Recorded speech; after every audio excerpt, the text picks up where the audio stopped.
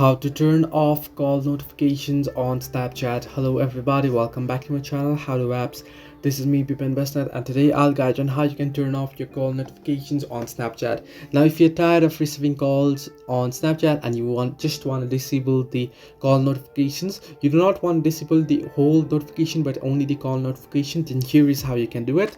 Simply open up your Snapchat application, tap on the profile icon at the top left corner of your screen, you'll get an interface like this. Tap on the settings or the gear icon at the top right corner of your screen, you'll get an interface like this.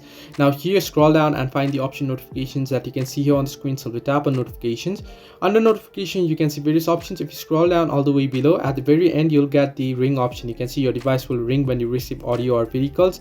Simply make sure to disable this, and once you disable this, you won't be able to get any notifications. So this way you can turn off call notifications on Snapchat. Hope this helped you. Do like and subscribe, and do not forget to leave a comment down below if you have any further issues.